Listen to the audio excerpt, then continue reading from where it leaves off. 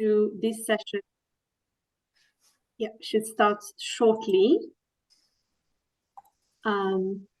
While people are joining, if you don't mind telling us who you are, where you're dialing in from, and perhaps what the weather is like where you are. I'm happy to start. So I'm Marlène, and dialing in from London. It's a bit gloomy today. I'll go next. I'm Gearalt. I'm one of your presenters today. I'm also in London, so I can confirm that what Marlène said is right. It is a bit gloomy. Yeah, morning everyone. My name's Ed from Womble Bond Dickinson. I'm up in Yorkshire, but it is still gloomy up here. Not very lucky with the weather, as I can see. So I'll let some people join, and we should be starting in about a minute. All right.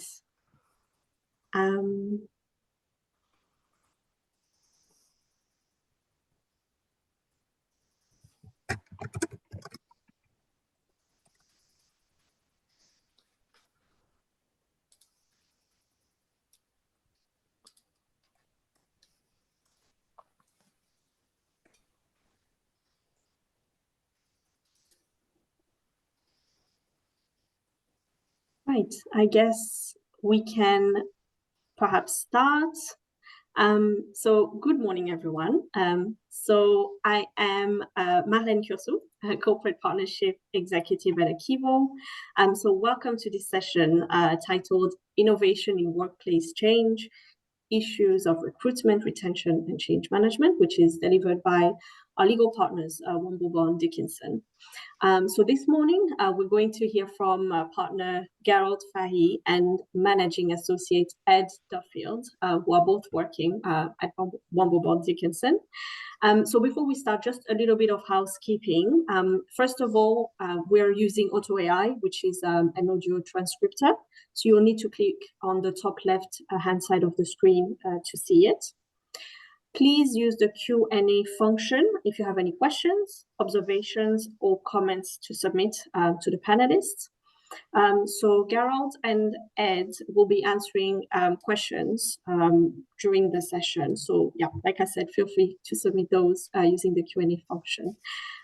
Finally, please note that this session is being recorded and it will be found in the past webinar section of our website. So I'm now going to hand over to Gearalt and Ed. Thank you, and I'll see you shortly for the Q&A. So over to you, Gearalt and Ed. Thank you, Marlène. The single biggest challenge facing employers right now is recruitment, retention, and managing change. Good morning to you all, and thanks for joining us for this webinar. As Marlène has kindly said, I'm Gearalt and I'm joined by Ed. Ed and I are employment lawyers, first and foremost, but over many years we have developed a niche specialism in change management. If I'd been asked by ACEVO to present to you, say, a year ago, undoubtedly the hot topic then for employers was around cost-cutting measures and specifically redundancies. Fast forward 6 months to today, and although this remains an issue, the hottest topic is the difficulty that employers are having in recruiting and retaining the right people. So, you know, really quite the turnaround. I'm guessing that given that you're here this morning and taking time away from leading your organizations, and I'm sure your busy days, that you're experiencing what we're going to be talking about, or at least can see that this is perhaps to come in your organization.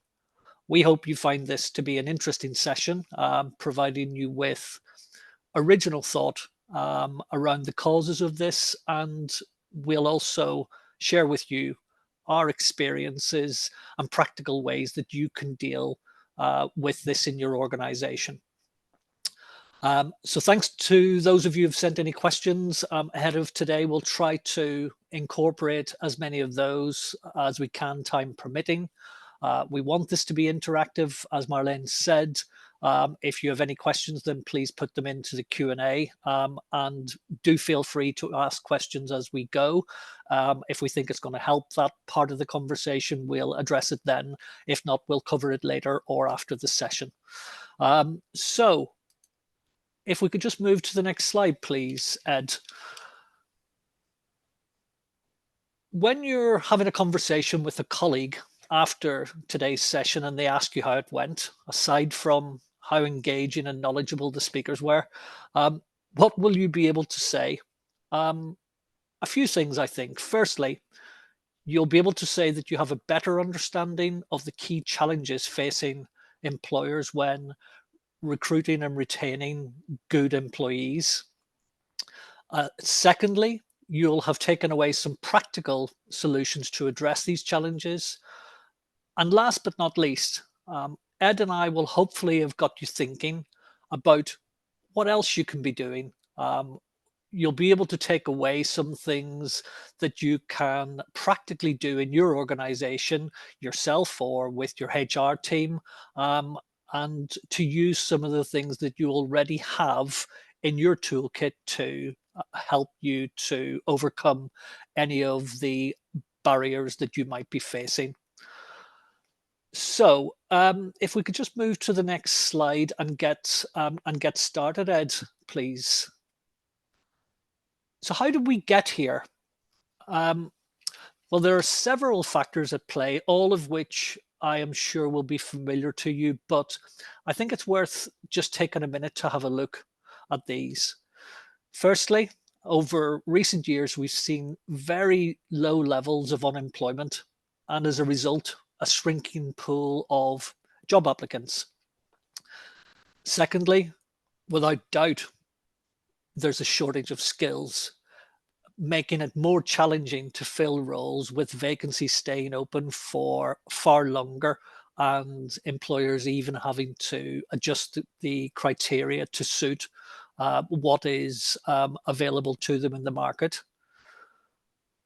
You can't unfortunately get away from COVID and the impact that this has had on the job market, principally in relation to what is, has been known as the Great Resignation, many deciding to take early retirement, and sadly others affected by illness just simply not returning to the workplace.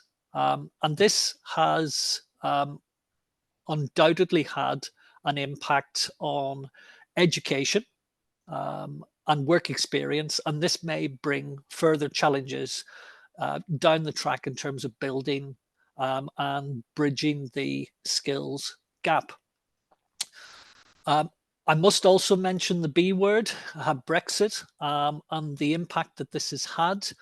Undoubtedly, it's impacted on organizations and their ability to appoint job seekers from within the EU.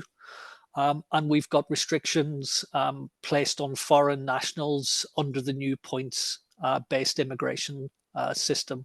But that's a conversation, I think, for another day. One thing we will be touching on is the last of these points, which are the generational challenges that we're seeing in recruitment.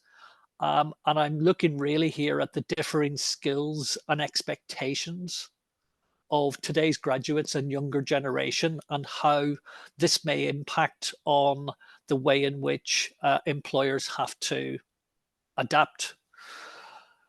So, Ed, if I could hand to you to talk about the challenges in recruitment. Yeah, thanks, Gearalt, and yeah, morning everyone again. So yeah, just a summary of what the key challenges are. I think it goes without saying, for most employers, getting the right people for the role is going to be the primary objective when recruiting. But of course, whilst you might have identified who the best candidate is, there's a path to ensuring that they become productive in the role and become a successful part of your team. And that's something that's not always easy to assess at the recruitment stage. There's also the costs of recruitment. You might be paying recruitment agency fees, which sometimes can be quite eye-watering. Then there's the investment in the employee themselves in terms of their salary and benefits, but also training and other onboarding costs to get them to that productive level and assess their capabilities in the initial probation period. You're also likely to be facing competition, whether that's in the local or national market, to a certain extent, that's going to be determined by the nature of the role. So bearing in mind that competition, you're going to be mindful of the salary and benefits package that you're offering to employees to ensure that it's competitive. But also, as we'll go on to explore in a bit more detail, how you are perceived to potential recruits in terms of your brand, your culture, and your ways of working, which is becoming of increasing importance in today's marketplace. I just wanted to pause there because we're going to run a couple of polls just to sort of gauge how things are going. So the first poll is asking what the principal recruitment challenge you are facing currently, and you'll see there's 5 different options there: getting the right skills or people, costs in terms of recruitment fees, or costs in terms of salary and benefits package, competition in the market, or something else. So I'll just leave a few seconds for the answers to flow through on that. So whilst they're coming through, Ed, we can already see that skills is, well, I think the majority of responses seem to be around getting the right skills and the right people. Yeah. Some are around costs. That's interesting, and it's quite helpful because most of our presentation this morning is talking about those issues rather than the cost of recruitment fees or competition in the market. So I think we seem to be on the money. Yeah. No, thank you all for your responses. That's really helpful, and I think it kind of reflects our experience as employment lawyers in terms of what clients are saying to us about what their key challenges are. So yeah, thank you for the responses to that. So just in terms of challenges in retaining employees, so obviously once you've got the right candidate, the ongoing challenge is to retain them in work. And we can of course talk about the ways in which we can incentivize employees through attractive salary and benefits, but all these come at a cost. There's then the question of their place of work. Is it all office-based, and do you have a modern, productive working environment? Although again, providing such an environment or upgrading what you've already have comes at a cost. There are, of course, other ways in which you can incentivize employees through career development, investing in them, providing training and opportunities. Although again, that comes with a cost. Some employers look to try and protect that investment, so they will agree with employees that they have to repay a proportion of training costs if they leave within a certain period after that training is provided, to protect that investment in them. It's also important to obviously know the market in which you're competing for employees, what your competitors are offering, and what are the risks to your business, and what you can do to mitigate against those risks. As I alluded to a minute ago, your brand and your culture is important, not just in terms of recruitment of staff, but their retention. And does the outward-facing presentation of your brand and culture match the lived experience of your employees? And how do you know this? Do you engage with your staff and request their feedback on this? And are there any steps that you can be taking to develop or improve the workplace culture? Allied to this is employee well-being, with statistics supporting the premise that happier employees are more engaged, and that leads to increased productivity and lower rates of absence and attrition. And finally, of course, no business or workplace is static, and employees will leave through a variety of push and pull factors. And in addition, businesses have to change and adapt, and I'm sure yours are no different, whether that's through reorganization, a need to change terms and conditions, or restructuring, which might lead to redundancies. Now, all of these processes could lead to increased employee attrition, but the way in which they're managed could potentially keep this to a minimum. And it'd be interesting again just to run another poll again at this point, just to ask you what you think is the main reason candidates want to join your organisation. So we've got some options there. Is it salary and benefit package? Is it location, work-life balance, availability of flexible working options, your brand and culture, or a combination of the above?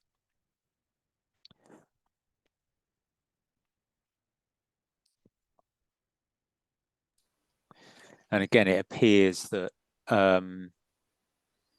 most people are, well, quite a few are saying brand and culture, flexible working, and a combination of the above. No one sort of talking about salary and benefits and location, which is interesting.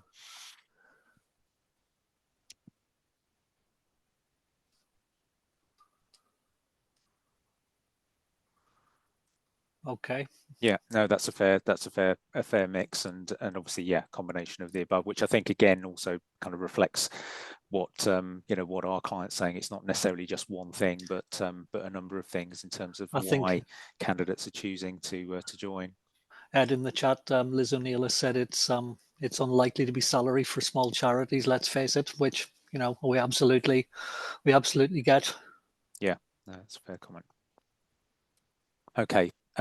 Yeah, thanks again for taking the time to respond to that. So, in terms of looking at ways in which you can overcome challenges faced in recruitment and retention of employees, there is some good news, but some not so good news. Dealing with the not so good news first, unfortunately, there's no magic answer to this. There's not a one-size-fits-all solution which can be offered. And in addition, there are likely to be some costs associated with a lot of the initiatives and ideas that we're talking about, which might, we appreciate, make implementation more challenging or simply prohibitive.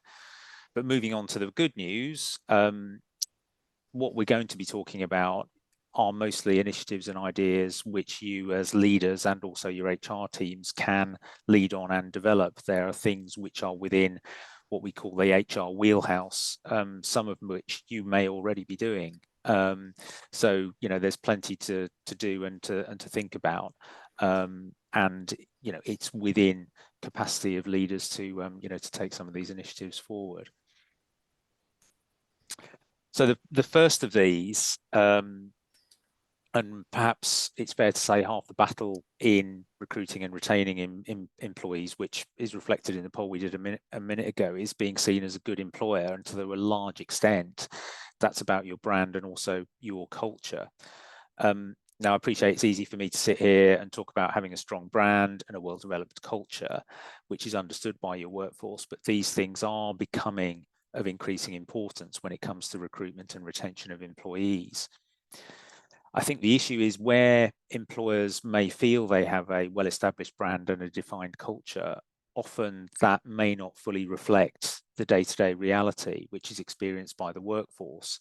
Too often they're just ambitions or ideals, which is not something that employees recognise at work.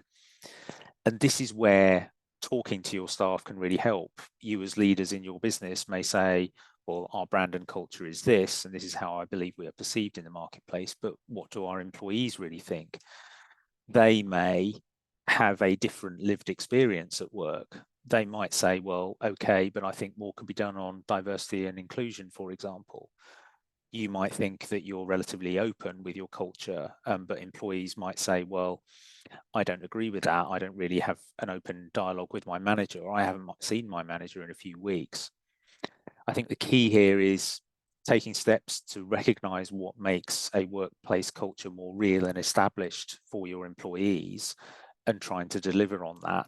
And I appreciate that isn't straightforward. It doesn't happen overnight, but a good starting point is looking at what your workplace culture is now and how that's defined, and asking your employees what they think.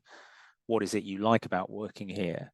What makes a difference to your time at work? And are there any things that we could be doing differently or improve upon? And all of the ideas we're going to be talking about now feed into the culture of the workplace, and if done well, can potentially lead to a substantial positive difference and improvement. So I'm handing back to Gearalt now to look at the first few of these particular ideas. Just unmuting myself. Thanks, Ed. Yes. Well, I mean, it goes without saying that the well-being of your employees is an important element of any business, really. And there's plenty of statistical evidence which supports the idea that happier employees are more engaged, more productive, and have lower rates of absence. And whilst I would imagine I'm preaching to the choir on this, but if we continue that metaphor, you and your organization may have lapsed. So where should your focus be? Firstly, work-life balance. Most things I read on this would suggest that this is a key priority for new joiners, and many employers will promote that they have a good work-life balance. But this is easy to say, isn't it? Much harder to achieve in practice. I think this is a particularly big challenge in our profession, in the legal profession, but across all professional services. But my question is this an issue in the charity sector as well? And maybe you could put some of your thoughts into the chat on that. The second point, I suppose, is what support what support is available to employees at work, and are they aware of this? So many employers offer access to things like employee assistance programs, EAP, as standard, typically through an external provider. Some have mental health first aiders who can provide initial on-site support and guidance and signpost employees. Increasingly, I'm seeing many clients adopt just really what is a more open culture, where employees are actively encouraged to speak openly about their health concerns at work. And I've even gone so far as to create internal networks or groups such as a disability network, mental health groups, or well-being groups. So it's something, if you're not doing that, it's something to think about. Mental health remains a significant cause of absence, with just one recent survey of employers with over 250 employees reporting that 92% of all absences were stress related. And it's difficult for employers to know what to do to tackle this, but more of that later. And there's some interesting research to come out of the States. But in terms of what we can do here and this focus on well-being, one thing to think about is upskilling your managers so that they can potentially spot the signs or symptoms of stress at an early stage and take active steps to then support the employee, which might either reduce the absence or avoid it altogether.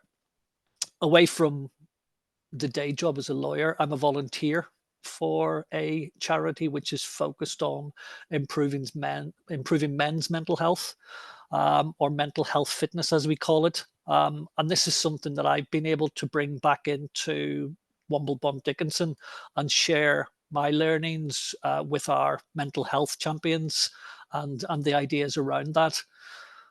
Some employers are rolling this all together into a well-being strategy, and that sets out the steps that they put in place to improving well-being at work. So there's quite a lot there in terms of well-being. Ed, if you could just move to the next slide, please. So hybrid working, I've said here a truly open mind towards hybrid working, because as employment lawyers, we get to see what goes on in a lot of organizations. And whilst lip service is paid to hybrid working, actually the question remains, does that business have a really open mind to this?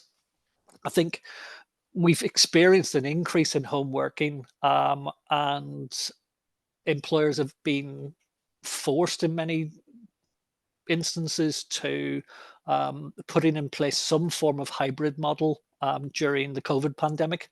And this has presented a real challenge. I can think of one of my charity clients where they moved their whole business model from in-office working to at-home working, requiring only 2 days a month in the workplace. But even then, they've had pushback from employees and reluctance, in some cases a complete refusal from employees to even attend work for that minimum period, which to me, sounds crazy, but that's where we're at. Where there is a resistance to hybrid working within a business, or for you as leaders, I suppose, is this about the inability to collaborate? Is it about the difficulty that you have in mentoring staff, training, or is it something else? Because what I see sometimes, and I'm sure you do too, Ed, sometimes it's just simply a position that's taken by a manager or managers, or maybe it's even an organizational stance, and maybe you haven't stopped to think as to why we would insist on all office or something else. And ask yourself, what's your position on this as a leader? Where do you stand on this issue? And part of this involves asking, why do employees want hybrid flexibility? Are they dealing with a painfully long commute to the office that they hadn't really thought about? But COVID has really focused minds.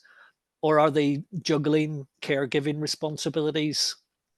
There are risks associated with moving back to full-time office working, where an employee has previously or got used to working from home.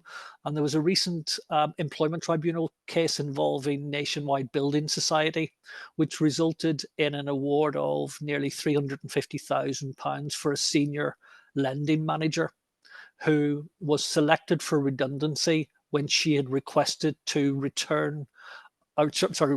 continue to work from home to care for her disabled mother. Now it's fact specific, but it was upheld as associative disability discrimination, and it's not a binding decision as an employment tribunal decision, but it does illustrate the risks which arise where employees increasingly have different working arrangements in place due to caring responsibilities. But coming back to, I suppose, the more typical situation, in an individual situation, ask yourself, have they built a clear case to work from home or to have a hybrid working arrangement? Try to get your managers to think that this isn't a problem, but it's actually an opportunity. And the best way to do this is to keep an open mind and allow colleagues to, I suppose, demonstrate their exceptional value, their trustworthiness, and maybe even communication skills. With those assets, you might well want to give the colleague what it is that they're asking for. If your colleague is able to pitch a thoughtful, logical schedule, maybe crafting a calendar which makes sense for your organization, then why not propose a trial period to test it out? But I think first and foremost, it's about being respectful when they make their ask, and be prepared to say yes. So, Ed, if you could just pick up the reins there and really talk about flexibility, please. Yeah, thanks, Gearalt. Because I think, alongside that sort of hybrid working, offering flexibility to employees on working hours, when work gets done, how it gets done, can be another really good way of kind of improving recruitment and retention of employees. And we've had a good point made in the chat about work-life balance being kind of very personal and not making assumptions about what works for different people. For example, kind of banning the sending of emails after a certain time of day, when some people actually might prefer to do that. But the emphasis needs to be on everyone feeling able to ignore their inbox when they're not working, which is an excellent point. And Gearalt's going to come on to pick up on that. When he talks about one particular initiative and idea. But just looking at flexible working, most of you, I would imagine, would probably have a flexible working policy, given that employees have had the right to make a request for flexible working for a number of years. You're probably also aware that the flexible working rights are going to be enhanced slightly from 6th of April this year. So they become a day one right rather than after 6 months of employment. And employees can make up to 2 requests per year. Currently, it's limited to 1. And also, as employers, you won't be able to refuse the request unless the employee has firstly been consulted on about that request. And the other change is that employees no longer have to explain the effect that their request is going to have on the business when making that. So important to bear those changes in mind, and you may have already been looking at your flexible working policies and making changes to them too, in anticipation of those new rights coming in. Alongside that statutory scheme, many employers will deal with requests for flexible working on an informal basis, and sometimes, very often, they can be agreed at a local level between the employee and their immediate line manager. I appreciate that allowing flexibility does present more of a challenge for smaller employers, and it can be more difficult to accommodate. What's important, I think, is trying to adopt a consistent approach to these, be open-minded to requests that are received, be mindful about potential discrimination risks when employees are making requests. As Gearalt said, they might be having caring responsibilities for a disabled person, or they may be disabled themselves, which they are trying to hide from you as an employer. So be inquisitive, be open, and be receptive to those requests when they come in. Try and understand what's really important to your employees, why they're making the request, what's going to work best for them. And if you really can't accommodate it, are there any other options? For example, compressed hours or job sharing. It's important to, as I said, be open-minded and look at the options. And ultimately, if you can't accommodate it, be clear about the reasons why. What I wanted to move on to next is probably one of the key elements that, if done well, can potentially make a real substantive difference in terms of addressing challenges in recruitment and retention and improving that workplace culture that I was talking about earlier. And this is diversity, equality, and inclusion. And this isn't, as I'm sure you'll probably all agree with me, it's not something that's just nice to have. It's obviously important from an employment law perspective, but equally it's often seen by many organisations as something that's critical to their business. I mean, it does remain a real challenge, which I'm sure you'll probably all recognise.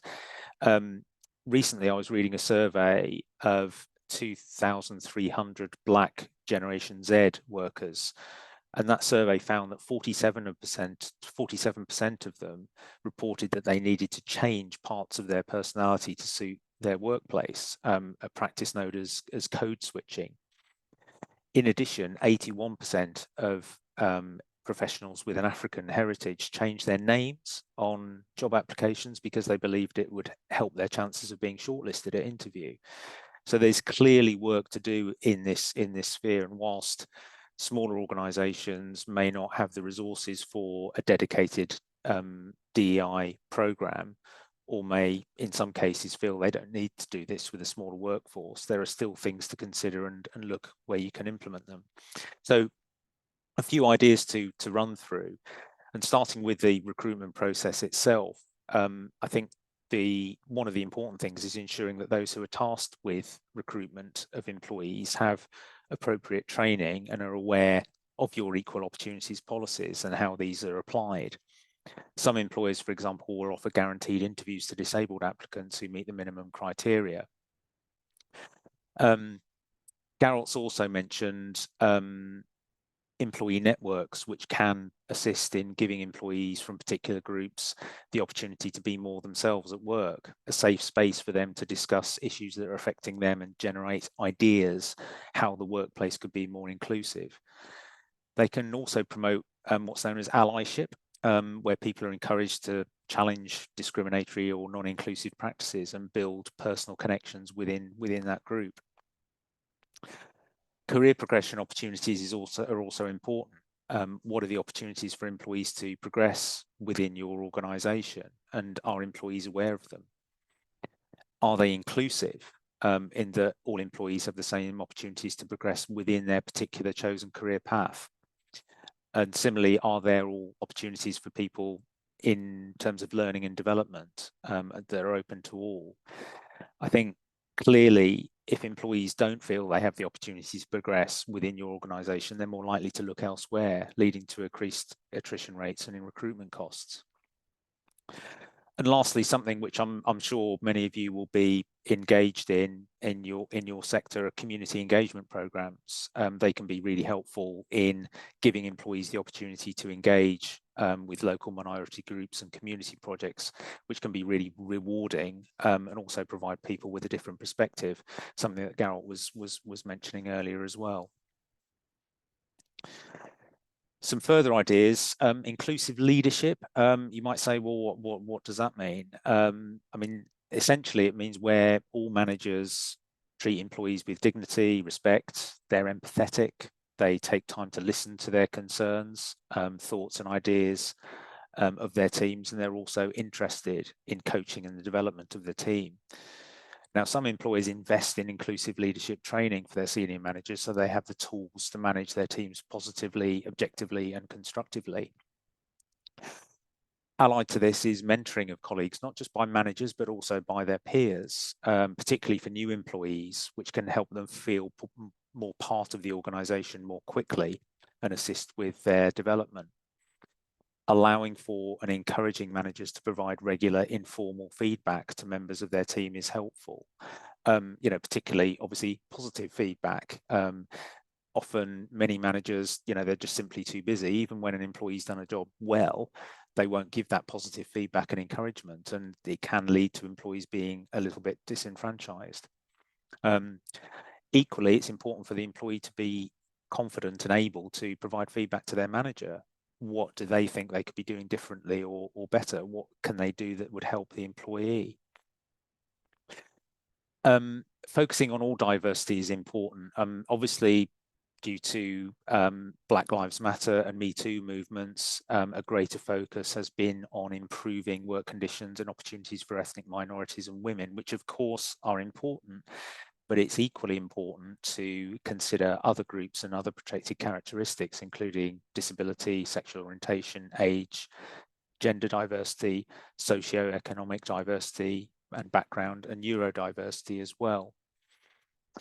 And lastly, as Gearalt alluded to a minute ago, training of your managers and the wider workforce. Now, most employers will have an equal opportunities policies, but are your employees aware of them and what they mean? Unconscious bias, it's something that we all have. It's part of human nature, but being aware of it and recognizing when it may be having an impact on your behaviors is important.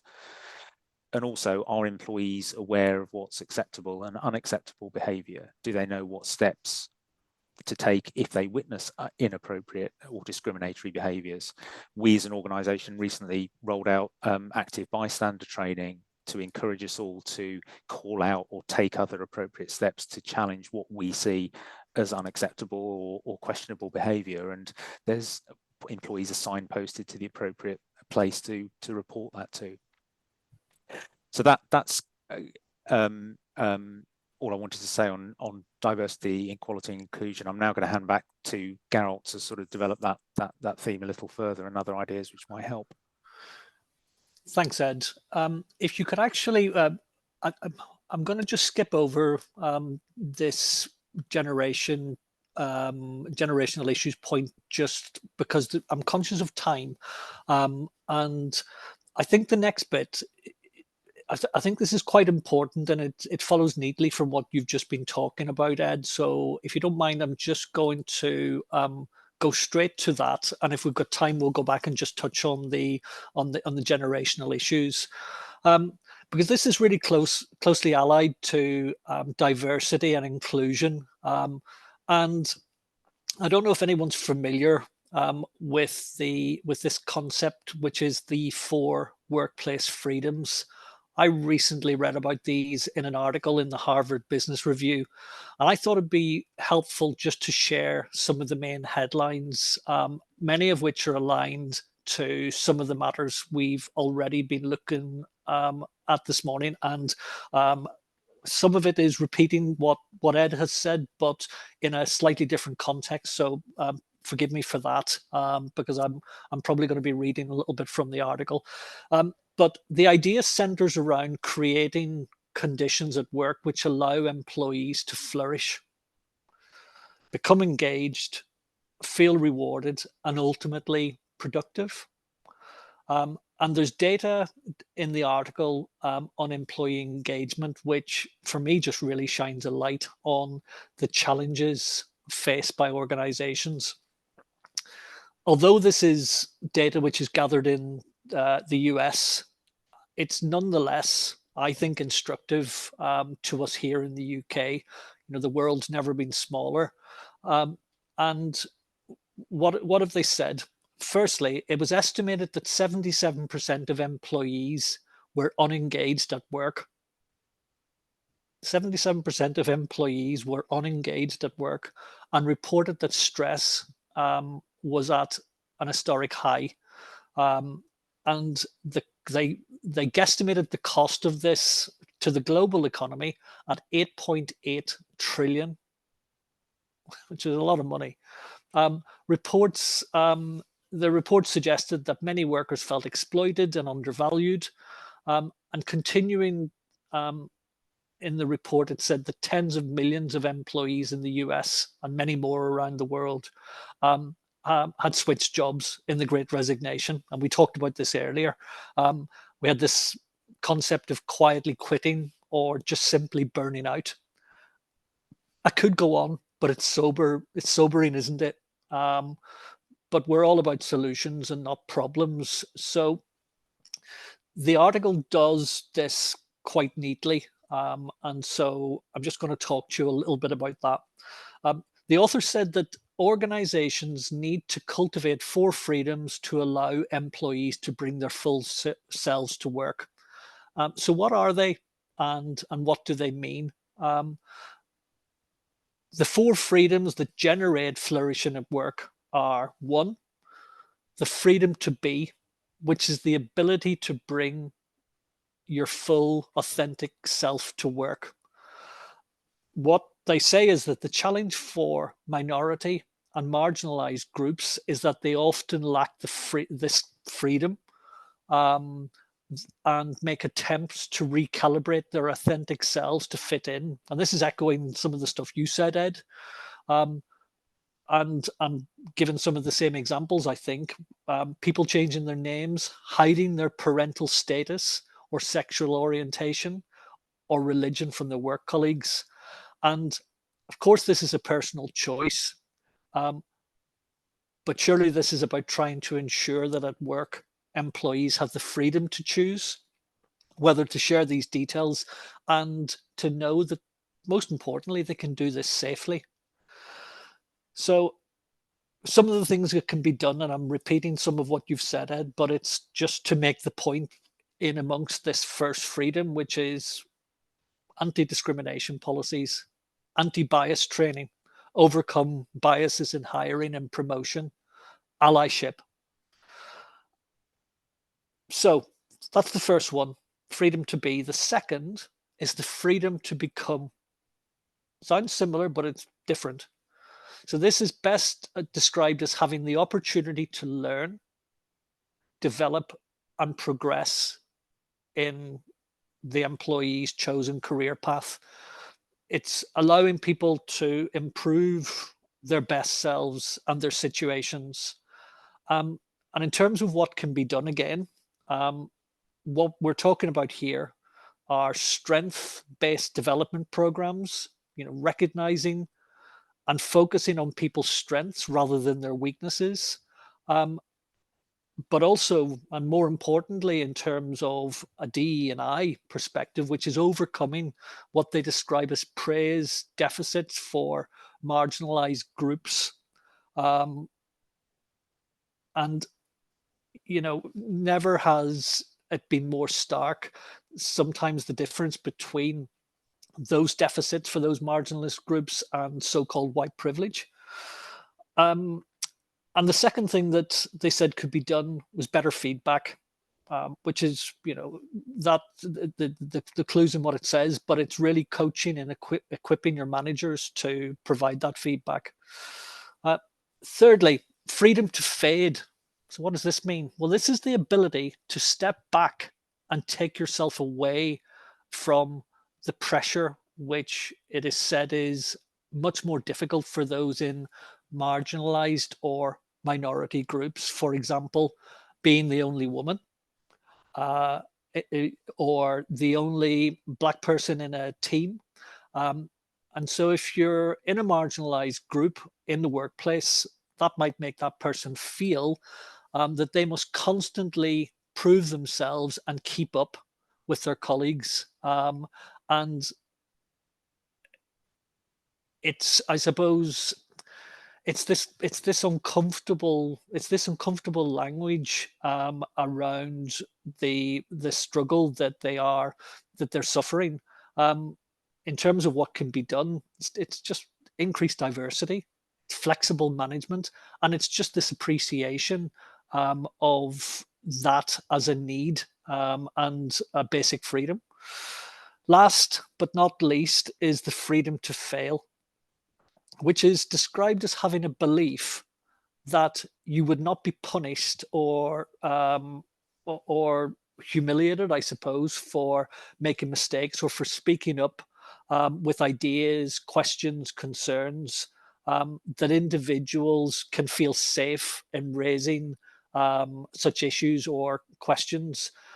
And I suppose what we're talking about here across the board is, an opportunity for a second chance after making a mistake. And it sounds obvious, but it doesn't exist in every organization. This concept of psychological safety, establishing a culture where failure is, destigmatized, and managed risks are rewarded. Because it's that risk taking that can really, if it pays off, can really help push your organization forward. And secondly, inclusion efforts. This comes back to anti-discriminatory or anti-bias efforts to ensure that the idea of failure,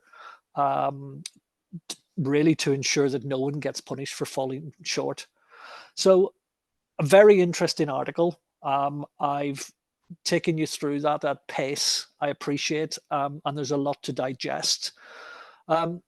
Ed, conscious of where we are on time, and we pretty much finished. I think if we just the next slide we were going to cover, if you just there's quite a bit, I suppose. If you just go back one, there's quite a bit to. No, it's okay. There's quite a bit to this in terms of other challenges. We could do a whole talk, Marlene, on change management, performance management, ill health. Each of those could take an hour and more. But just if you can just move forward, please. And we haven't got a poll for this. But I'm just going to ask the question, and if maybe people could put this into the chat, because you're a very chatty bunch, which is great. So, rather than me say what are the key things to take away, or what things could you do differently? I'm just going to ask you. So if we just deal with the first of those, please, what are the key things that you're going to take away from today? Who's going to be brave?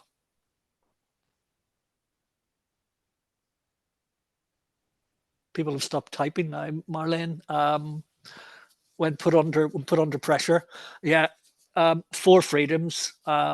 Absolutely. And I'll come back to that. What else have we got? Yeah, finally getting round to finishing our ED&I strategy. You and a lot of other people, I think, Lucy. Yeah, 4 freedoms. I think, Ed, we should probably lead with 4 freedoms when we if we run this one again. That's interesting. There is quite. I think there's quite a lot of there's a lot of thought. You were hoping for more on change management, so it'd be good if we could follow up on that. Gearalt, very, very happy to talk about change management. Generational differences, as I think we're all feeling that. Well, we might have a moment where we can go back to that. Agree with change management. Change management, yes, please. Okay. Well, that's interesting. Okay, so well, the people have spoken, Ed. So why don't we firstly just talk a little bit about let's talk a little bit about I'll go first and deal with the generational point. So can you just flick back to that slide, please? Sure, yeah. And I suppose that and what's been said in the chat is that many are reporting challenges with recruiting and retaining. I suppose what we can put as we can say this as employment lawyers, the younger generation of workers. And I think unfairly, a perceived reluctance to work, but we've got a skills gap. We've got greater demands from employers. So using just, I suppose, quickly Generation Z as an example, we're talking about those who are, aged 18 to 27, those who are coming into the workplace. They're certainly looking for different things than we were at their age. And by this, I mean safety, security, and employment. And security means a safe place to work and to be themselves, but also in financial security. There's certainly a skills gap with this generation. That's undoubtedly. I touched on this earlier, that some of this is coming out of COVID, but this has been talked about for 20 years. Firstly, I think probably going back to 2008 and some of the skills that were lost then on the back of job losses and that recession. But we're also hearing about other things like lack of communication skills, and again, maybe a hangover from COVID. And I suppose last but not least, it's this multi-generational workforce in an increasingly aging population where we have such a range of ages, and we now have younger managers having to manage individuals and teams who are considerably older than them, and these are challenges which are new. I think it's awareness is probably the most important point there. That's a bit of a whistle-stop tour because I just wanted to give you a few minutes, Ed, just to touch on change management. Yeah, thanks, Gearalt. And as you said, I mean, this could be a whole topic on its own, and maybe as there's some interest, we could look at maybe running a separate session on on this particular topic. But just in terms of, I suppose, headline takeaways on this, it's about approaching this from as supportive a standpoint as you can as an employer.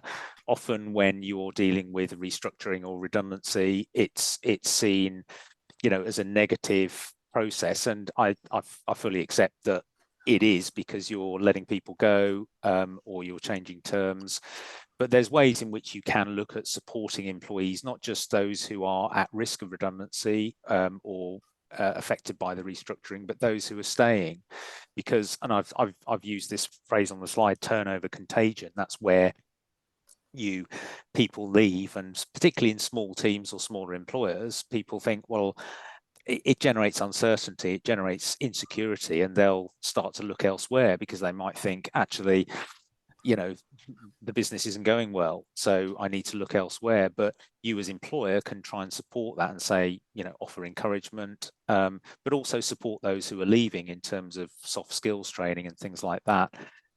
Performance management and ill health management, again, approaching those challenging situations from a more positive standpoint. So with performance, what can we do to support you to get you to the level we want to, rather than you're not performing, you need to pick up and you need to improve, giving them objectives. Look at what you can do in terms of supporting them to get to that level. And similarly with ill health, what support can we put in place to improve your attendance levels, get you back to a place where your attendance is improved, rather than criticizing for ill health absence. So I think Ed, I think that's probably about as much as we're going to be able to cover on that. Sorry to stop you mid-flow. No, it's quite all right. I think Marlene's cracking the whip, and rightly so. Could you just flick to the next slide, Ed, just so we can wrap up and give Marlene the time. The next one again, please. Yeah. So, and again, this is really just about what we can do to help you next. This is a genuine offer, free legal advice from lawyers, whatever next. If, I noted some of you had wanted to talk about change management. We genuinely would be happy to speak with you on a one-to-one basis. We really would. So if you want to, Gemma's our amazing PA. If you want some time with us, then free of charge, without obligation, of course, then just drop Gemma an email and she'll get some time in our diaries. If not, our details will be on the back page of the slides. Just contact us direct. And I think a few people that asked for a copy of the article, and I thought that there might be a bit of demand for that. So if you want a copy of that article, I think that's going to go into the chat as well. So there should be a click-through link. But if not, and you don't click through on that, there will be an email that will follow this with the slides and bits and pieces, which will include that link.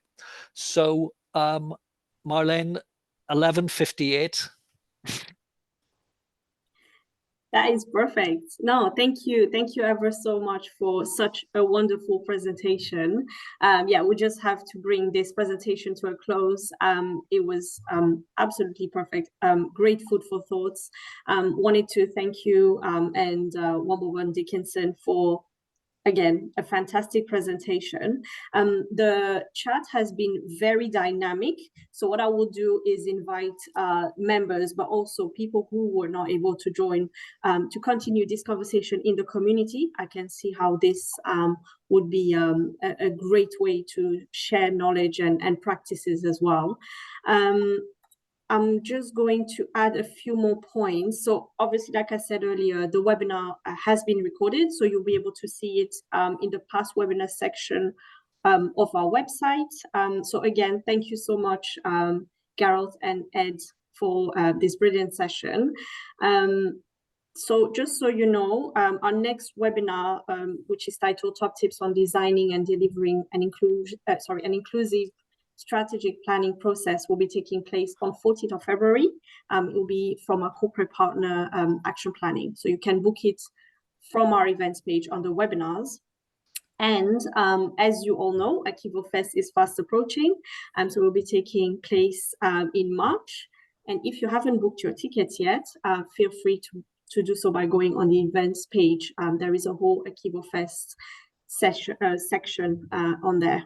So I just wanted once again to thank Gearalt and Ed for a fantastic presentation. Thank you for all the attendees, and hope you all have wonderful days, and hopefully the sun will be shining wherever you are. Thank you very much. Yeah, thank you. Bye.